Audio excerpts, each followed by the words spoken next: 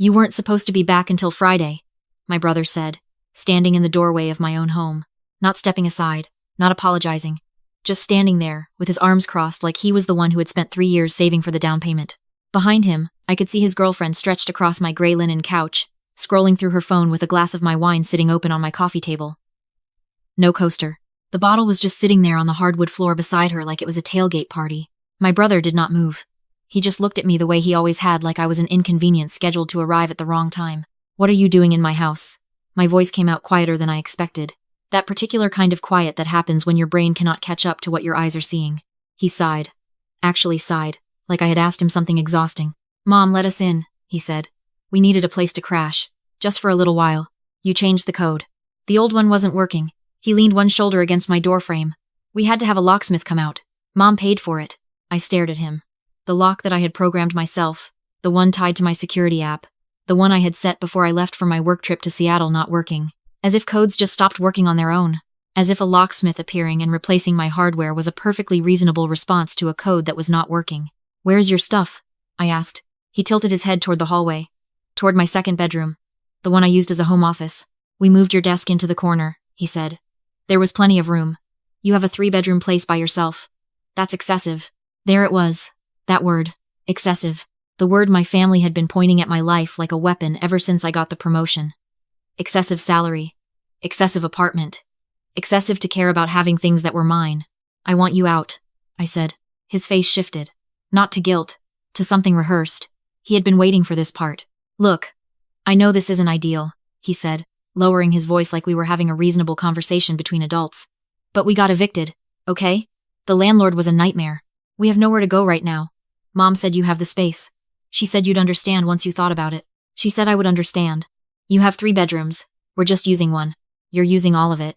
You're using my couch and my wine, and you changed my front door code. He rubbed the back of his neck. The tell he had always had since we were kids.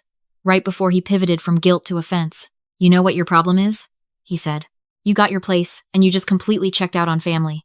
Like now that you're doing well, the rest of us don't exist.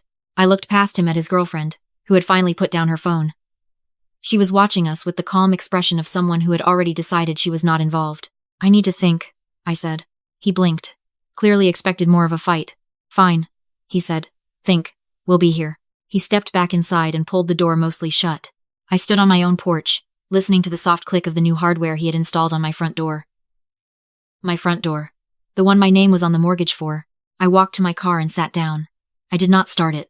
I just sat there, with both hands flat on my thighs, looking at the building where all the lights in my unit were on. All of them. Like he was celebrating. I had bought this place 11 months ago. I had done it myself. With no help. No cosigner. No family contribution. I had worked the nights and the weekends and the on-call rotations and the projects nobody else wanted. I had not taken a real vacation in 4 years. I had eaten lunch at my desk and skipped dinners and said no to things I wanted because I was watching every dollar. And I had done it. I had bought a home. My mother had called me selfish for it. Not directly. She never did anything directly. She had said, over the phone the week I closed, that it was interesting how some people celebrated alone, that it said something about a person, buying a place with extra rooms and no intention of sharing them. I had let it go. I always let it go.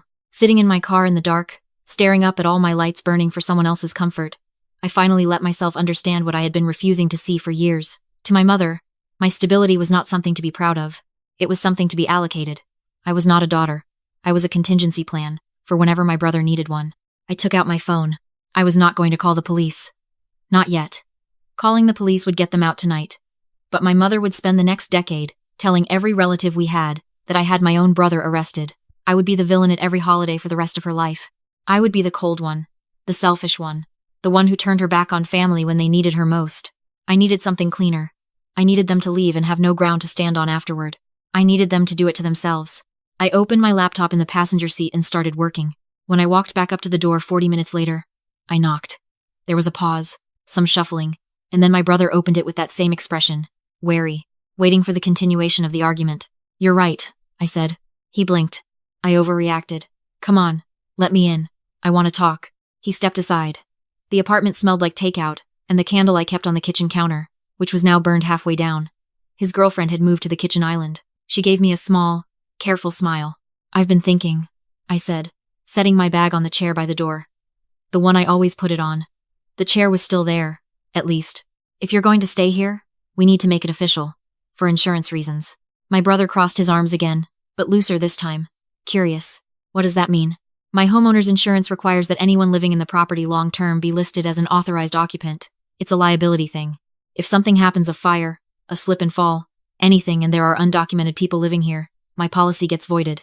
His girlfriend looked up. How long does that take to set up? I can do it tonight, I said. I just need you both to sign an occupancy authorization form. It's standard. It basically just says you're here with my permission and that you agree to follow the house rules laid out in the document. House rules, my brother repeated. Don't worry, it's nothing intense. No smoking indoors, no subletting, things like that. Mostly it's for the insurance company. The big thing is it protects you too. If you're an authorized occupant, I can't just throw you out without notice. It gives you some security. That last part was the hook. I watched it land exactly where I intended. My brother looked at his girlfriend. She gave a small shrug. The shrug of someone who had just been told the paperwork would give them security. Fine, he said. Let's see it. I opened my laptop at the kitchen island, my island, covered now in their takeout containers, and pulled up the document I had drafted in my car. It was not a lease. A lease would have been a catastrophic mistake. In this state, a lease creates a landlord-tenant relationship, which means formal eviction proceedings, court dates, 60-day notice minimums, and a judge deciding my timeline. I had looked this up 3 months ago, idly. After reading a horror story in a neighborhood Facebook group, I had not imagined I would ever need the information. What I had written was a house-sitting and property caretaker agreement. The legal distinction was everything. A tenant has possession of the property.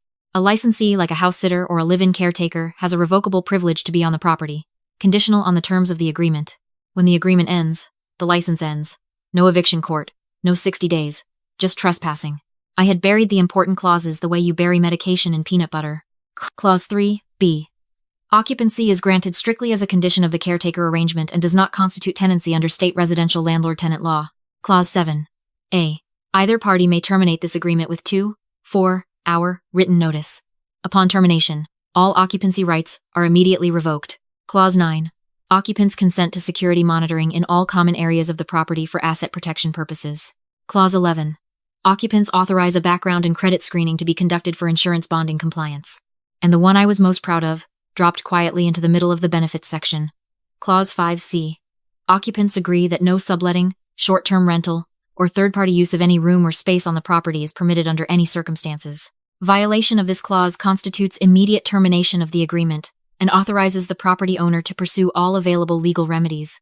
I printed it on my wireless printer, which they had thankfully left alone, and slid the warm pages across the counter. It's pretty standard, I said. Just read through, make sure you're comfortable, and sign at the bottom of each page. My brother flipped through it the way people flip through terms of service, looking for the total, ignoring the fine print.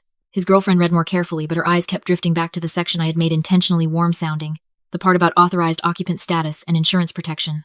What's Clause 9 about? She asked, tapping the page. Security cameras in the common areas, I said. Kitchen, living room, hallway, not the bedrooms or bathrooms.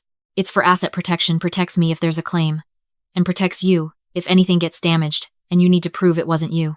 She nodded slowly.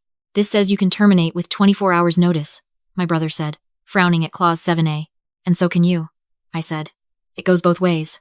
If you find somewhere else and need to leave, you don't have to wait out a lease term. You can just go. He considered this. Turned to the last page. Do we get a copy? I'll email you one tonight. He picked up the pen I had set on the counter. He signed. His girlfriend signed on the line below his. I signed last, dated it, and took a photo on my phone for my records. Thank you, I said, sliding the pages into my bag. I'll update the insurance tonight, and I'll get you new door codes. The current one is temporary. I need to reset it through the app anyway. I gave them the new code on a slip of paper and told them I had to head back out, that I had a work call I could not reschedule. My brother seemed pleased with himself, relaxed in a way he had not been since I walked in. He had wanted security, and he believed he had just received it. I drove back to the hotel I had already checked into before I came back to the apartment. I ordered room service and opened my security app. The cameras came online one by one. Kitchen, living room, hallway, crisp and clear on my laptop screen. I watched my brother open my refrigerator and stand in front of it for a long time, looking at its contents like a man reviewing his inventory. I watched his girlfriend go to the bathroom and come back with my good face wash in her hand, which she set on the kitchen counter for some reason I could not explain. Then I watched my brother do something that made me put down my fork. He went to the front door and checked outside. Both directions. Then he came back in and went to his jacket, which was hung over my dining chair, and took out his phone. He made a call. I turned up the audio. "Yeah, we're in," he said. The satisfaction in his voice was audible even through the laptop speakers. "She totally bought it. Signed everything, gave us the new codes, and left." A pause. "I know, right? Dude, the place is huge. She's barely here anyway." Another pause, then a laugh. "That's what I'm saying. The second bedroom is sitting empty. I already told Marcus he can have it. $250 a month, cash. She'll never know." He hung up. I sat very still for a moment. $250 a month. Cash. He was going to sublet my second bedroom to someone named Marcus. He had been in my apartment for less than 48 hours, and he was already running an unauthorized subletting operation. I opened the background check I had legally initiated under Clause 11. It took about 20 minutes to come back. The report was not good. 2 prior evictions. A civil judgment for unpaid rent in the amount of $19,000. Still outstanding. And something else, an active restraining order filing from a previous landlord citing property damage, still being litigated. He had not just needed a place to stay. He had burned every bridge as he had and was now standing on mine with a match in his hand. I closed the report and sat quietly for a minute. Then I went back to the camera feed. My brother was on the couch watching my television on an account he had apparently logged into as a guest. His girlfriend was in my kitchen, rearranging my cabinets. She was taking my things out of the cabinets and putting them in different places, reorganizing my kitchen according to her own logic. I watched her move my grandmother's ceramic bowls to a lower shelf to make room for her own plastic containers. My grandmother had given me those bowls when I graduated from college. She had told me they were for when I had my own home. They were some of the only things I had of hers. She had passed 2 years ago. I picked up my phone and drafted a termination notice. I sent it at 7 in the morning, via email and text, time-stamped and documented. Pursuant to Clause 7A of the agreement signed by both parties, the caretaker arrangement was hereby terminated effective immediately, and occupancy rights were revoked as of the receipt of this notice. They had 24 hours to remove their belongings. After that, remaining on the property would constitute trespassing. I also attached, without comment, a screenshot from Clause 5C, the subletting prohibition, and directly below it, a 3-second clip from the camera audio of my brother confirming the plan to charge Marcus $250 for my second bedroom. My brother called me 11 times before 9 a.m. I did not answer any of them. His texts came in waves. "This is insane. You can't just kick us out. We have rights. We signed a lease. That makes us tenants. You need to go through the courts. I'm calling a lawyer. Mom is furious." Then, around 10, "You know what you are? You're selfish. You have always been selfish. Everything is always about you and your stuff, and your precious apartment. God forbid family needs something." I read that one twice. Everything is always about you. From the person who had walked into my home without permission, changed my door code, planned to sublet my spare room for cash, and was currently sitting in my living room surrounded by my things, on my furniture, under my roof, telling me I was selfish. I did not respond. I forwarded his text to the folder I had labeled documentation. Then I did the thing he would not see coming. I called the civil judgment creditor, listed in his background report, the law firm handling the $19,000 outstanding judgment against him. I told them I had reason to believe the subject of the judgment was currently residing at a known address, having previously been difficult to locate for service. I gave them my address. At 11:45 a.m., my neighbor texted me because she had my number from when I gave her a spare key for plant watering. She told me there was a man in a suit outside my building with a clipboard, and that he had just knocked on my door. 20 minutes later, she texted again. "Your door just opened." There was a lot of yelling. Now it's quiet. I sat in my hotel room and looked at the ceiling. My phone lit up. Text from my brother. "This is not over." 3 minutes after that, the camera feed in my hallway showed 2 people carrying duffel bags toward my front door. My brother looked over his shoulder once, at nothing in particular. And then they were gone.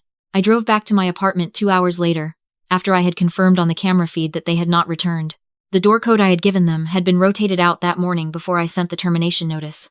I used my app to generate a new one and let myself in. The apartment was a mess.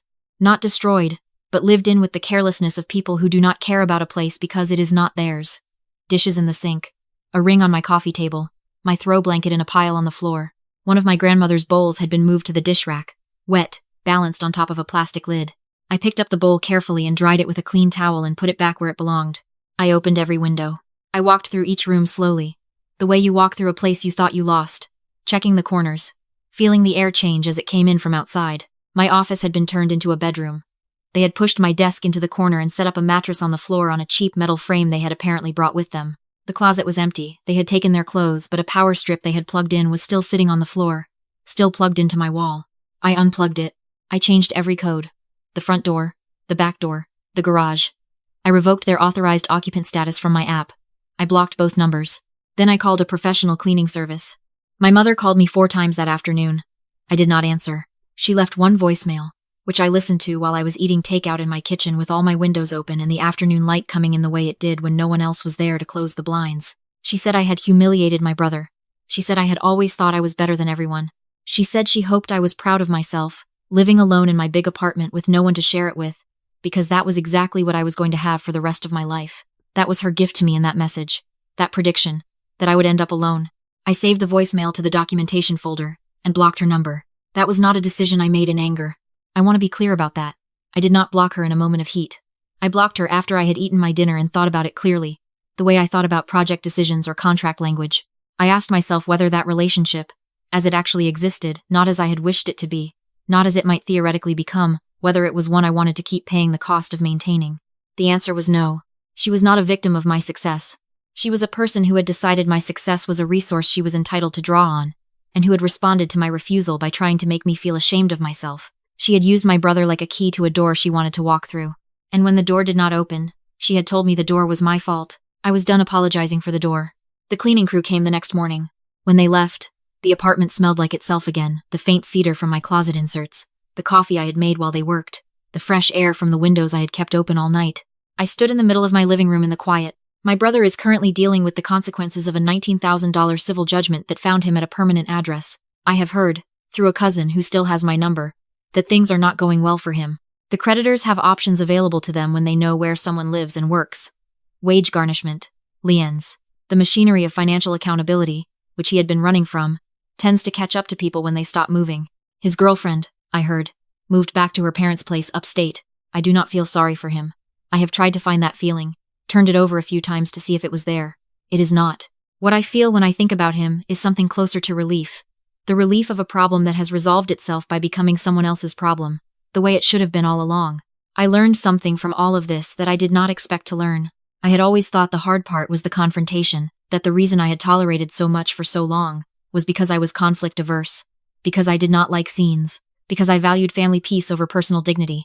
I thought fixing it would require becoming someone louder, harder, more willing to stand in a doorway and scream. It did not require any of that. The hard part was not the confrontation. The hard part was accepting that the people I wanted to protect me were the same people I needed to protect myself from. Once I accepted that, the rest was just problem solving. And problem solving is something I am very good at. My grandmother's bowls are back on the shelf where they belong. I drink my coffee in the morning by the window that faces east, the one where the light comes in first. I have not had a single weekend visitor I did not specifically invite. My home is quiet. It smells like cedar and coffee. It is mine. People who feel entitled to your life will tell you that keeping it for yourself is selfishness. They will say you have too much space, too much success, too much of everything, and that the generous thing, the loving thing, would be to hand them the keys. But here is what I know now. In the quiet of a Tuesday morning, with no one else's dishes in my sink, and no one else's voice in my hallway, you are allowed to build a life that no one else gets to walk into uninvited. You are allowed to close the door. The people who call that selfish are the people who were counting on you to leave it open. Close the door. Change the code. You built every inch of this. Remember that.